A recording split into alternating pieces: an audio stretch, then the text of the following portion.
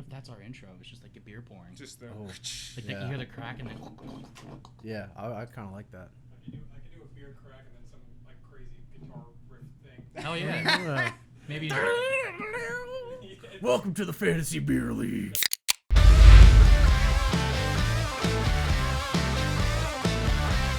Welcome to the Fantasy Beer League podcast, where you get half-decent advice from half-decent guys. Throughout our show, you'll get unsolicited fantasy advice, tasting notes on local craft beers, and hopefully a few laughs along the way. I'm your host, Sean Joyce. With me, as always, is big passion fruit guy Justin Giel and our resident fantasy football guru, Matthew Senni. Justin, how are we today? Doing great, buddy. How you doing? It's a little hot out. It is hot. Glad to be inside this little bunker here, but beautiful. All right. And Senni, who's your favorite running back this season? Anyone you really like? Obviously, it's got to be Frank Gore. Frank Gore, right. Frank Gore's always my favorite. Yeah. So you've been doing some preparation? I guess. If I really think about it. You got any cheat sheets around? No, I normally wait until like the day before. Oh, okay. No history lessons on the NFL for us today? Well, I guess when I was on my way here today, my mom told me you got to stop at the house, make sure you pick something up. So I'm thinking that she's got like, it's like a Steelers t-shirt or something that she thinks that I should wear for the show.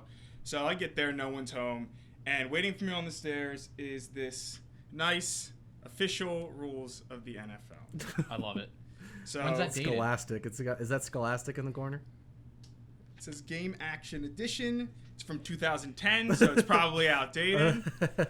No pass interference rules in that one. No, it's just great because I've only been watching football for 12 years, and she thinks that I don't know the rules. That's amazing. So good for me. I'll have to put it right on the bookshelf. All right. Well, speaking of serious NFL football stuff, today's episode will be focusing on the NFC and AFC East divisions, and we're going to highlight players that we like, dislike, help you crush your draft, and beat your friends this season. The three of us have more than a dozen fantasy championships combined. Senni, how many do you have? Probably none. Yeah, okay. And plenty of experience, so we're going to give you mediocre opinions on people far more athletic than all of us. The key to success in fantasy football is minimizing risk and showing up prepared on draft day. If you fail to prepare, then you should prepare to fail. I think my fourth grade teacher told me that.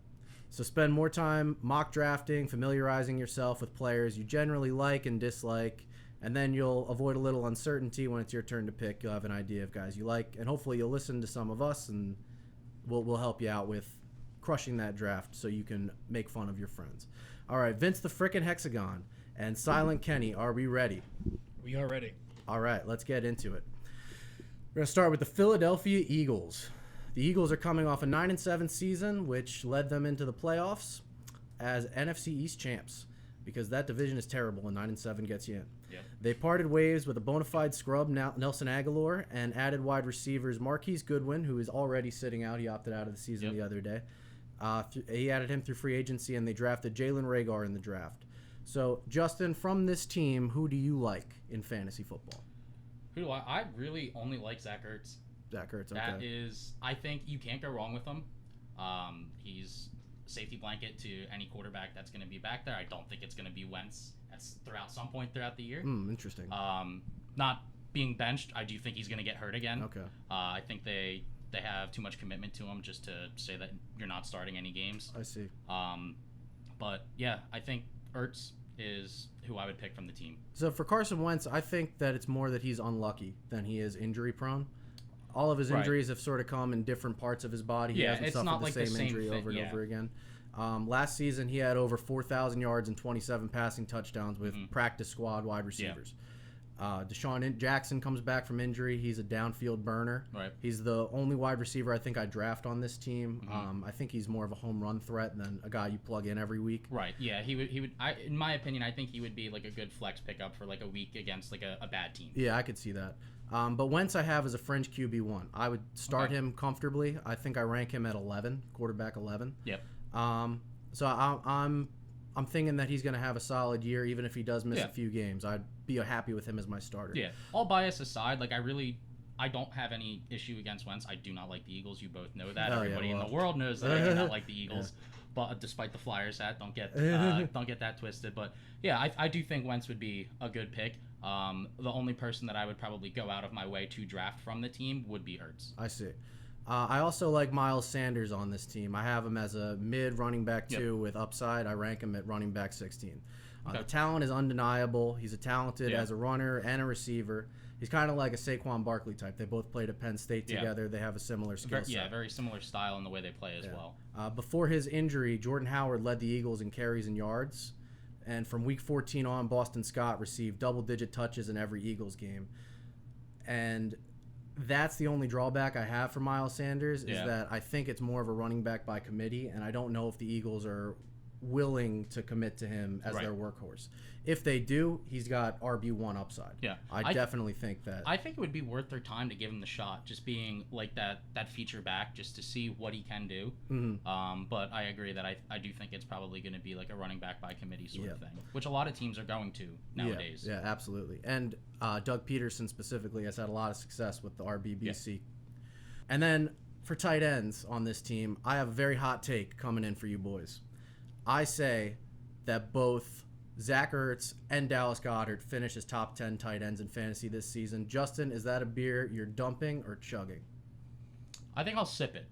Okay. I'm going to get a 4-ounce taster on it. Okay. I like that take. I could definitely see it. Okay.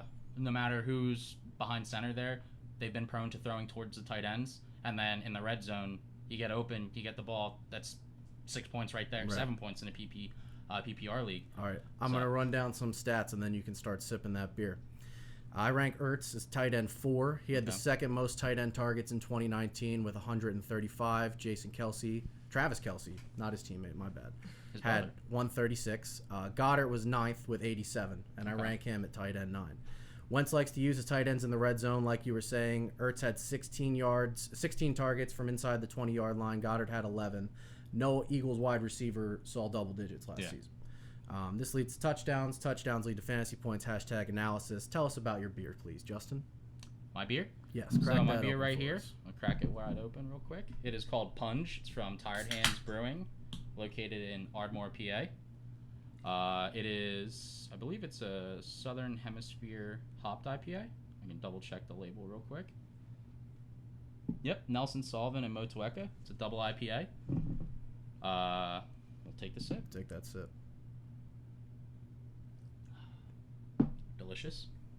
As always. As always, okay. And that's Tired Hands in Ardmore, Philadelphia? Yep, Ardmore, Philadelphia. It's like Western Philadelphia. Little fact or fun fact that I think I looked up correctly. I actually don't think Ardmore is classified in a county. I think it's its own little like area, so it's like right between Philadelphia and Montgomery County. All right. And Sonny, what are you drinking? Well, boys, as we know, it is summertime. So I reached in my fridge, found a nice White Claw. As we know, I don't really like to follow the rules, so, that's a go-to for me. You can tell this is not mine. It's my wife's because it's a mango-flavored, and we know that I am one of the only people alive that does not like mango. But I'm going to deal with it in this case because I did not have to pay for it. You're a team player. There you go. I appreciate that. All right, how about them Cowboys now, boys? Dallas finished 8-8 last year, missed the playoffs, led to the firing of avid clapper Jason Garrett and the hiring of Thumb Wars actor Mike McCarthy. Dallas lost Jason Witten and his blazing speed to the Raiders, but they added rookie wide receiver CeeDee Lamb in the draft. Justin, what do you think of the receivers in Dallas? I like them. For whatever reason, I've been kind of drawn towards the Cowboys. I never really had anything against them. Always kind of always felt the same. Always felt the same. I was always kind of like, what? Let's see the Cowboys do good. So I think they're gonna have a good year. Okay. I have them coming out first in this division. Okay. This season, I do think they're gonna have a good year. And with Dak, it's kind of put up or shut up because he held out, ended up getting tagged, so he's gonna want to work for that money. Right. Between CeeDee Lamb and Michael Gallup, who do you think finishes with more fantasy points this year? We all know Amari Cooper is the guy you want. Yeah. He's a wide receiver 1. I have him ranked 15. So actually I'm a little lower than him than most people are. But between Gallup and Lamb, who do you like more? I think I like Lamb more. Okay. I want to see what he can do. Want to see him prove himself. And I think this good rookie year this is only rookie year, but I think it's going to be a good time to show it. Okay. I prefer Gallup. I have him ranked at wide receiver 21. Cooper, I just told you, is my wide receiver 15. He had 79 catches, almost 1,200 yards, 8 touchdowns last season. Gallup had 66 catches, 1,100 yards, and 6 touchdowns. So the numbers aren't that different. Yeah, they're not different. Or much different, yeah. From week 11 on, Gallup was actually the leading receiver on the Cowboys in receptions, yards, and touchdowns. I still think Cooper's the best receiver on the team, don't get me wrong, but I don't think there's that much of a gap between him and Gallup. Blake Jarwin is going to score some touchdowns against the Giants. I think other than that, Lamb has the middle of the field to himself.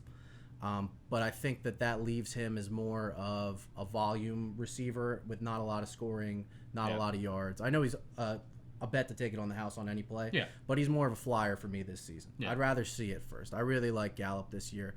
You were talking about put up for shut up for Dak. I really think he's an elite option this year. I have him ranked as quarterback 3. Okay. He had almost 5,000 yards last season, 30 touchdowns total, averages over 300 yards per season rushing. And rushing is a big point of fantasy because you get more points for that than passing statistics. He's good at football, despite what Eagles fans tell you. I've been saying this for a while. I've always been big on Dak. I like him. I want to see him do well. Yeah, I'm with you.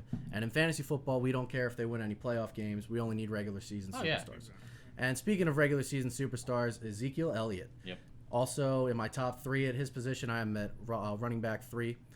I think he's top tier running back.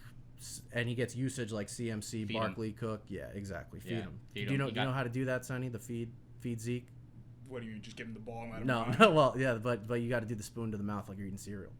Where's the bowl? All right, well. Now you're eating soup. So, yeah, he does. That was soup. Oh, like little B? Yeah. Oh, okay. Could have just said that. All right. But if you're lucky enough to draft him, obviously you should handcuff him with Tony Pollard late in your draft. I like him as a backup running back. One of the most important people there are. All right. I'm drinking beer from North Jersey for the New York Giants. And this is Source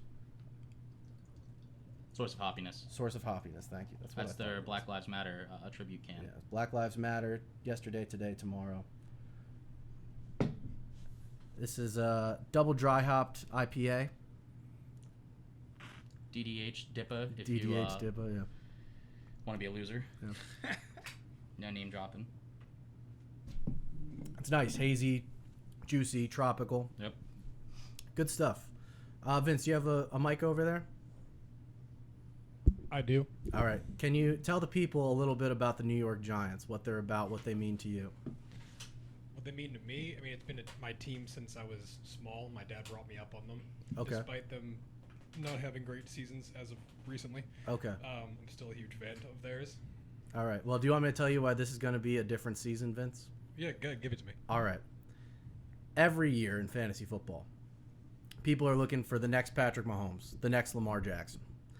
And this year's popular pick is Kyler Murray. But to me, Kyler Murray is not the next Lamar Jackson or the next Patrick Mahomes because he's going as a top 3, top 4 quarterback.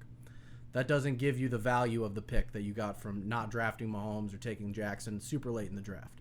Here's a quarterback you can take late in the draft that's going to be amazing this season. Do you know how many snaps Daniel Jones played with a healthy Saquon Barkley, a healthy Sterling Shepard, a healthy Golden Tate, Darius Slayton, and Evan Ingram last season? I'm gonna take a guess and say 0. Justin, what's your guess? I'm gonna say 3. What's any? 2. 0. It is 0. Despite this, he scored 26 touchdowns in 12 starts and added nearly 300 yards on the ground rushing. Giants defense still a work in progress, plenty of holes, so the Giants are going to need to play catch up quite often. And this is the year that Danny Dimes takes the step to become Daddy Dimes. Daddy Dimes. Daddy Dimes, my quarterback 8, book it. He finishes as a top 10 player at his position. Whew. Okay. And obviously Saquon Barkley's amazing. Draft him. I actually have him down as a 1,000-yard rusher, 1,000-yard receiver this year. Oh, okay. I like it. I'll chug that. Yeah, that's my hot take. All right. Beast for the Giants. Are going to use him a ton. I don't think it's out of the question for him to lead the Giants in receptions and receiving yards, which I think you were going to. Senny, can you name a single wide receiver on the Giants? I just listed them, but I don't think that you're paying close enough attention to get it. Saquon Barkley. Okay. I just heard that word. Recently. He's a running back. Okay. At least I remembered a name. Yeah. Well, here I don't think they have a true wide receiver one, so I wasn't expecting you to know that. Shepard, Tate, and Slayton are their 3 wide receivers. They're all solid, but I don't think there's one who stands out much amongst the others. No. Slayton's a deep threat. Shepard is a pretty consistent target option, but he gets hurt pretty often. Slayton is my preference. If I were to draft a guy late, I would take Slayton, but I don't think there's starter viability here. Has there late been round. anyone major since Odell? Like No big fantasy superstars on that team, and really none before him. They've always been a team that spread it out and ran the ball a lot. Jeremy Shockey. Yeah, tight end, but yeah. He was receiving the ball. He was. And the Giants tight end Evan Ingram, I have him at tight end 7. The talent is undeniable. When he's healthy, I always plays. liked him. Yeah, it's just health is a concern. Yeah. It seems like he misses a few games every season.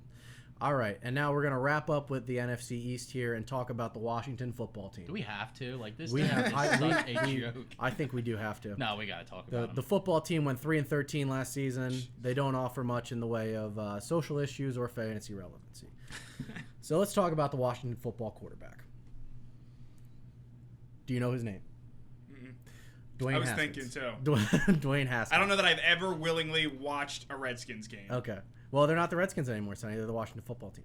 Is that actually true? Yes. Swear on my life. Wow. They're going to be the Washington football team. They don't have a name? No. Well, their name is football team. The football team. Wow. Do you know who the Washington football wide receiver is? No, dude, I'm telling you, I don't think I can name a single player on that team. All right. Terry McLaurin. He's the only guy I'm interested in on this team. Yep. I rank him as wide receiver 20. He had 919 yards, 7 touchdowns as a rookie. Definitely the best offensive weapon on the football team and the only really receiving option that they have, I think. I don't know that I can name another receiver. No. And then I was going to ask you if you know any of their running backs, but I'm going to assume that you don't. Dude, I'm telling you, I don't know that I can name anybody on that team. All right. Darius Geis is at the top of their depth chart, but there's some serious concerns about him as far as health goes, and I think they're probably going to use a committee in this offense. Yeah. They still have Adrian Peterson, which I'm sure you didn't know. That's a player you're aware of. Of course I know Adrian Peterson. I have an Adrian Peterson jersey from when he used to be on the Vikings. Okay.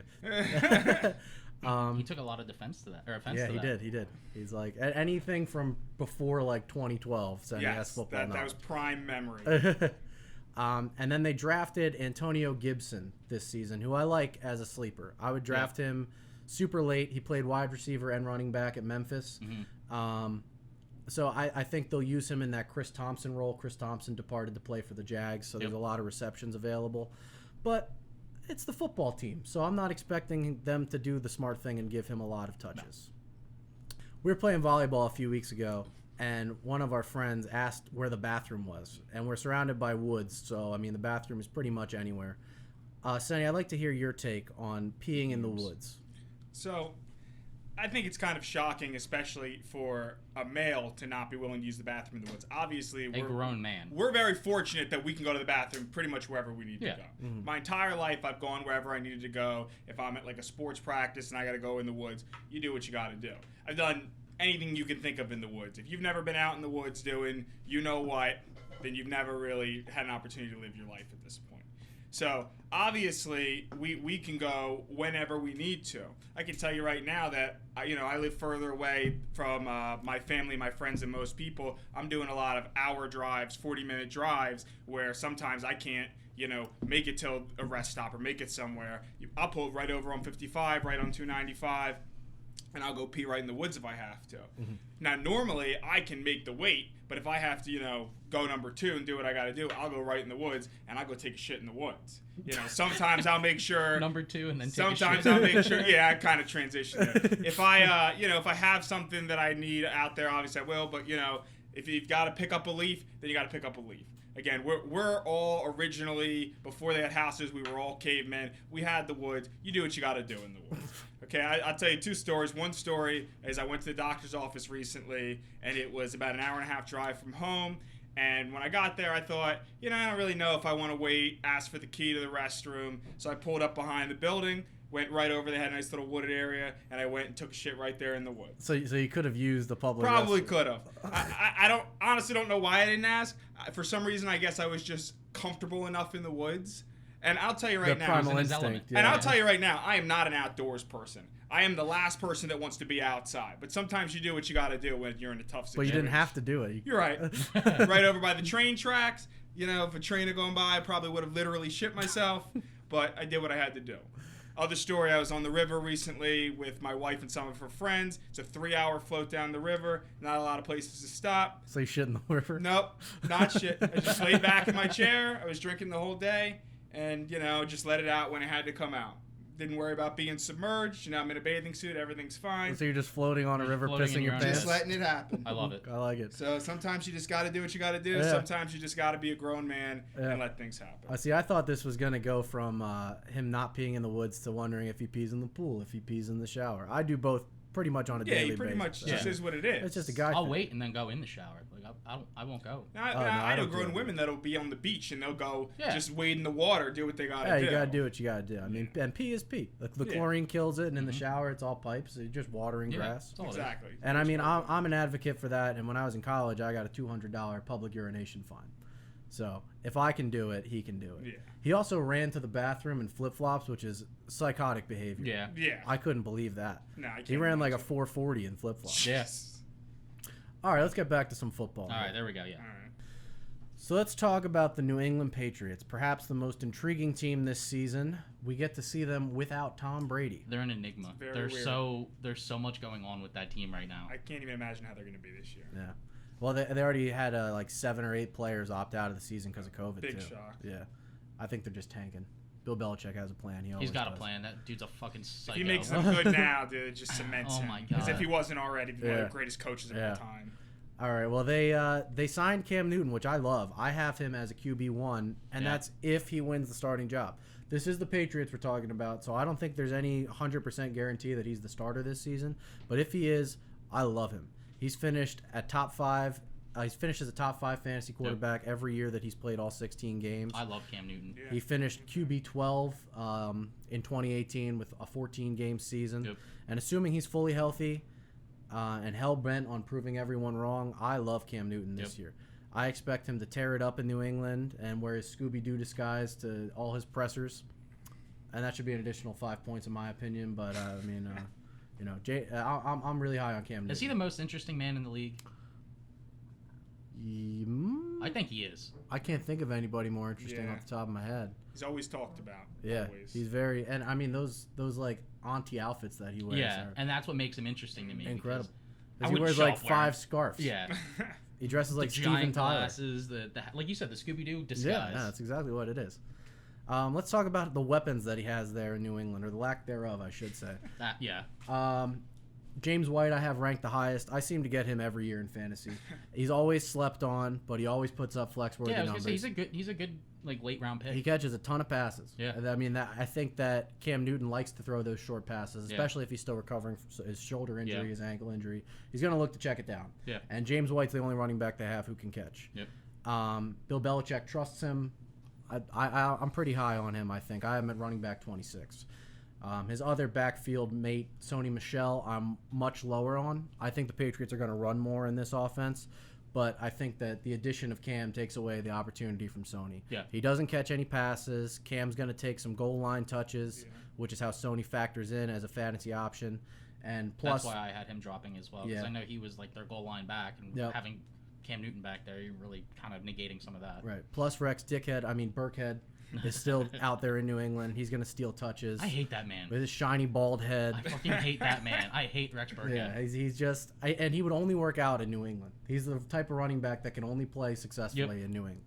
He was like a special teamer in Cincinnati. Yeah. Bill Belichick was like, no, I'm going to make you relevant. Yep.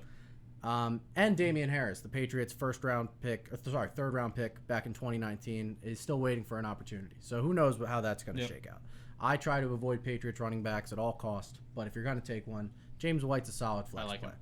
Yeah. And Julian Edelman's the only receiver I draft. I have him very low, wide receiver 30. Mm-hmm. He lost his lover. Tom Yeah. Brady's gone. I don't know how frequently Cam Newton's going to give him targets, but he's not dumb. He's going to throw to Edelman some, so Yeah. I think he'll put up flex-worthy numbers. Yeah. But I wouldn't pick him as like a You year can't expect one the or two. same results that he's had in the past. right. And to honor the Patriots What are you and drinking there? What's the that? release of Tom Brady, I'm drinking a Treehouse beer called That's What She Said. It's hard to hear That's What She Said and not think of Michael Scott. That's what she said. That's what she said. It's a milk stout. Really nice, really smooth. A bit of sweetness on the end. Yeah. Kind of low for a stout. I mean, it's a milk stout, but it's a 5.6 ABV, so I could probably drink this and not be totally sauced by the time we're done. That's nice. Pours like motor oil. Nice black finish. This is from Treehouse. If you haven't gone up there to check it out, it is amazing beer. I've never been disappointed by something I've had. I'm going to take another sip, actually. We actually just came back from there this past weekend. Nice. Yeah. Well, we circled our way, but nobody circles the wagons like the Buffalo Bills, Justin Giel. I love the Buffalo Bills. Senny, if you can name one player from the Bills, you can ice one of us. Wow. There's one guy I had in mind, but I don't think that I remember the name anymore. There's a dude, I think his name was like Sammy something, but I don't know if that's... No. Yeah, Sammy Watkins. Watkins was who I was thinking. They drafted him like 6 years ago. No, I know. That's the only reason I can think of it. He's on the Chiefs now. Wow. Now I can't think of anyone. I was going to tell Senny to like draw him out, but it would just be like a stick figure like guy. Your favorite player, Frank Gore, was there a year ago. Was he? I thought you were going to go with him. No, dude. I'm telling you, I just pick him up. I don't even look at what team he's on. He just searches Frank Gore. But you know what? I do actually recall seeing Buffalo next to his name. So Yeah. I should remember that. Do you know what team he's on now? No clue. He's on the Jets. I might not take him now. That's how bad I think the Jets are. So. All right. Well, going for Lev's job. Let's talk about these Bills. Their quarterback, Josh Allen. I think he's a decent fantasy quarterback. I don't think he's a very good real-life quarterback, but we don't care about real-life I mean, stuff. our Uber driver thought differently. Yeah. He thought he was big on him. Yeah. Or not thought, he was big on him. Yeah. I was having a blackout conversation and a lift to this guy about Josh Allen. I was probably talking shit on him, but I really don't remember. No, you didn't talk any shit on him. Oh. You were just like, you were kind of being just like, oh, yeah, okay. And then we got out of the car and you're like, Josh Allen fucking sucks. He's an inaccurate passer, 56% career completion percentage. Value comes in his rushing. He's got over 500 yards in each of his first 2 seasons, 17 career rushing touchdowns. You can't argue with that. No. Like you said, that's good fantasy-wise. Yeah, but I have him at QB 12. I have him outside of my top 10 at the position. And my big reason for doing so is the addition of bruising running back Zach Moss. I think he limits Allen's potential. Moss, I don't think, has a ton of standalone value. I have him at running back 45. He could emerge as the lead back. I think he's a talented dude, but I think he's going to take that Frank Gore role. He's going to spell Devin Singletary a little bit. He's not going to be involved in a lot of the passing game. He's a touchdown-dependent flex who limits the upside of Devin Singletary. That's his biggest fantasy contribution. Singletary I had inside my top 20 before they drafted Moss. Now I have him at running back 23. He's the biggest receiving threat in the backfield. He's likely to get the most touches of the running backs on the offense, but his smaller frame limits his goal line touches, especially with Zach Moss and Josh Allen. Yeah. He's still the run back I draft on a run-heavy team. The Bills run the shit out of the ball because Josh Allen can't throw. Right. But I think he's more of a flex with upside. Mm-hmm. How do you feel about Stephon Diggs this season? That was my talking point as well. I've never been big on Stephon Diggs. I did not think he was worth the money when he was in Minnesota. I don't really think that... I don't know. Like you mentioned, Josh Allen can't throw the ball. Mm-hmm. So I don't think trading for him is going to be beneficial. I don't think he's going to be able to get the ball as much. And he was kind of complaining when he wasn't getting it enough in Minnesota. So I think he's going to be in that same boat. I think so too. He complained his way out of a miserably cold, run-heavy Minnesota team, and now he's playing an even miserably colder and run-heavy Buffalo. Yeah. So I definitely think that the talent is there for Diggs. I never questioned his talent. No, his talent. He's a talented. He's an athlete. Yeah. But Buffalo was the 7th heaviest rushing team last season, and that isn't going to change just because he's there. No. You'll have a big game or two after he starts complaining because the squeaky wheel gets the grease. Mm-hmm. But he's only a flex to me. I have him ranked as wide receiver 33. Mm-hmm. I think he's going to hate his life there. Yep. I mean, last season you got some production out of John Brown, but I think that's gone with Diggs. I think Diggs is their #1 pass catcher. I just don't think that any pass catcher is going to thrive in the Buffalo offense. No, I agree. So speaking of Buffalo here, though, Justin, why don't you talk to us about what you're drinking? Sure. So I have District 96 anniversary photo. It is a Northeastern triple IPA, and I do not like triple IPAs, but this is fantastic. This is a really good drinking beer. And where's it from?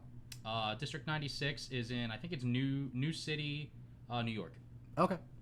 All right. New City, New York, just over the border. New York representation. So far, we got 4 different beers, 4 different states. 4 different beers, 4 different states. And now we're going to talk about the JETS Jets. Senny, what are you drinking today?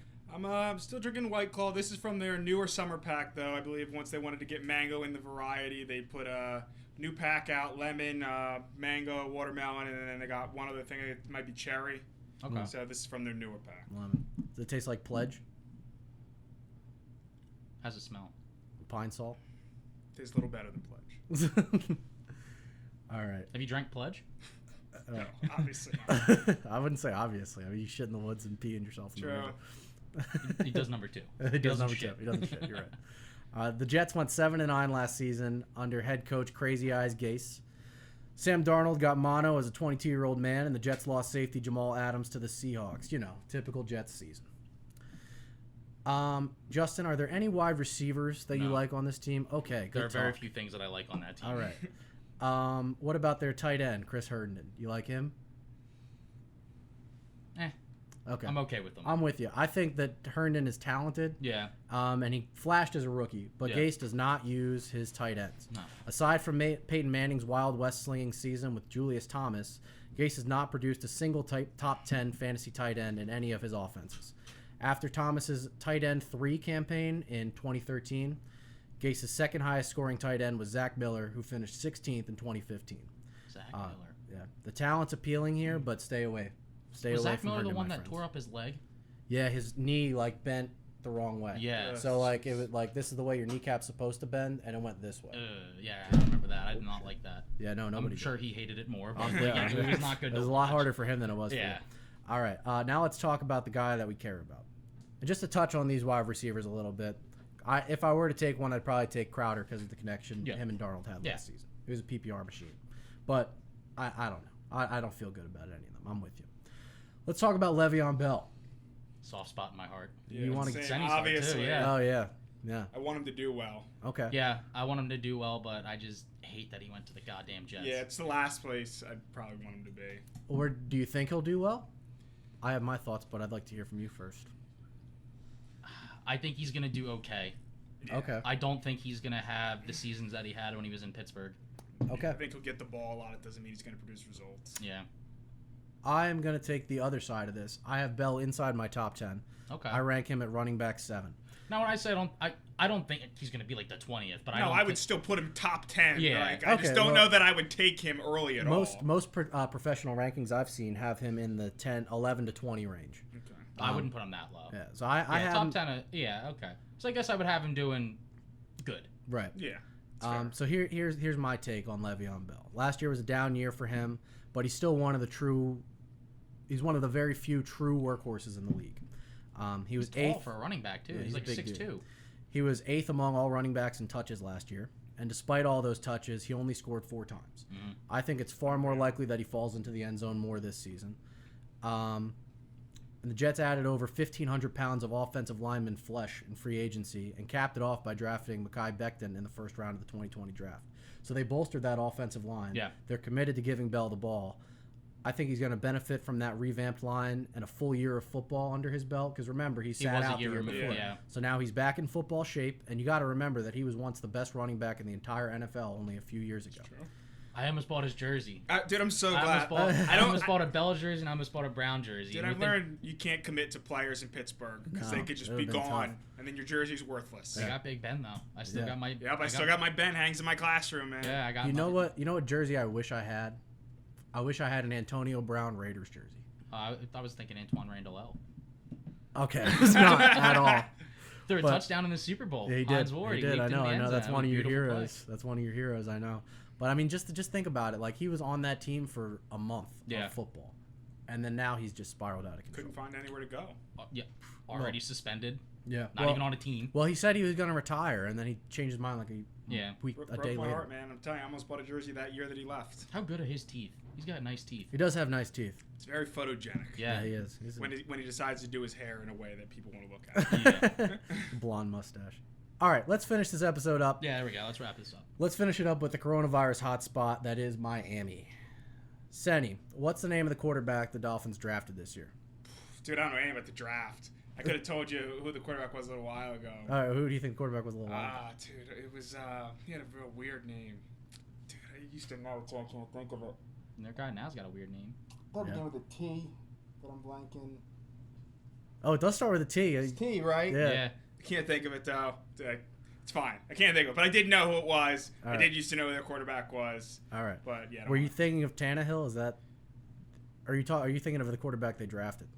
No, who their quarterback used to be, or whoever it is currently, did begin with a T, right? Tannehill was probably what I was thinking of. Yeah, Tannehill used to be quarterback. Yeah, that's who I was thinking of. I was actually going to give you more credit. They tanked for Tua. Mm-mm. Yeah. No, dude, I would have had no idea. Tua Tagovailoa. So they tanked for Tua. Now we got to see what he's going to do. I might take him as a late pick. Yeah. Because the upside is there, and nobody is going to draft him because they don't even know if he's going to start. Mm-hmm. Yeah. So, I mean, if I were drafting and it was like round 14 and I have a mid-tier quarterback that I kind of like, or if I'm in a keeper league, Yeah. I'm definitely going to look to take Tua. Yeah. 'Cause- Take him late, and then if he does well, and you keep him for the next Yeah, year. and it's a high-quality, low-risk pick. Yep. I also really like Jordan Howard. Yep. I think he's going to Yep. be overlooked this year. He's more valuable in non-PPR leagues, but I wouldn't sleep on him. No. As I mentioned way back at the beginning of this podcast episode, before the PP talk and the poo-poo talk, I told you guys that Jordan Howard led the Eagles in rushing before he got hurt. Mm-hmm. Through those first 10 weeks, he was running back 20 in fantasy football. Since entering the league in 2016, Jordan Howard is the third in rushing yards and seventh in rushing touchdowns. Didn't he lead the league as a rookie? He might have. I don't have that stat. I think can't he- research everything, Justin. But I think you get I'll a look it up great after this episode. you get great flex value at a nice pick. You gotta be smarter than your draft mates and take this guy that everybody thinks is He's just a certified flash and beat. pre-owned car, is what he is. He is. He's well taken reliable. care of. He's like a Low mileage. He's like a Honda Civic. Yeah, 2002 Honda Civic. Yeah, It'll that's what last he for is. 20 years. Yeah. That's great. But Frank Gore is like the ultimate Honda Civic. He's an 89 is. Honda. How dare you? I also like Devontae Parker on this offense. Yeah. He came on strong in the rare fourth-year breakout last season. Yeah. He returns and on the steady. clear wide receiver one on this team. I think he'll see enough targets Yeah. with Fitzpatrick or Tua, whoever's running that offense. And then one of my favorite sleepers is actually on this team, in Preston Williams. He led the Dolphins in targets prior to his injury that ended his season in Week 9. He's coming off an ACL tear, so there is some risk. But with where you can draft him, I have him at wide receiver 48. If it doesn't work out, it doesn't work out. You're wasting nothing for great upside. Yeah. And then their tight end, Mike Gesicki, I think is talented, but again, it's the scheme that concerns me. Yeah. In Gailey's offense, I don't think that the tight end is going to be utilized, especially with the wide receiver firepower they have.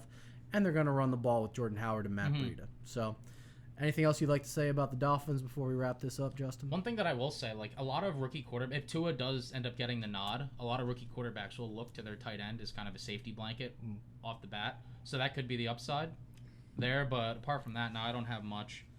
I think they have them having a mediocre season. Yeah. But they did upgrade their defense a good bit with offseason signings and everything like that. So I think they're going to be okay. Okay. Maybe subpar. Well, if the defense is as improved as you think it may be, that will definitely help the running appeal of Jordan Howard and even a little bit of Matt Breida. Because they're not going to have to fight back to get back in the game. And I think that was a big reason why that you saw some breakouts in the wide receivers. Yeah. They're still going to suck enough for those guys to have touches. But, Yeah. All right. Well, I think that's going to do it for this week's episode. We'll be with you every Wednesday on the YouTubes, and audio podcasts will be available on Spotify and Apple Podcasts. You can follow us on Twitter and Instagram at Fantasy Beer League. I'm Sean Joyce. He's Justin Giel, and that's Matt Senny. Here's his advice of the week. I have no idea. I have no idea what you wanted me to say there. Just give one bit of advice. What's the first thing comes to your mind? When you have to pee, go pee in the woods. What I about like- when you have to shit? Yeah, when you got driving? number two, When you not go shit. shit in the woods. All right. When And you got what- number two, you shit in the woods. Be a man. That's my advice. Be a man. Be a man. Do what you got to do. We'll see you next week. So long. Adios.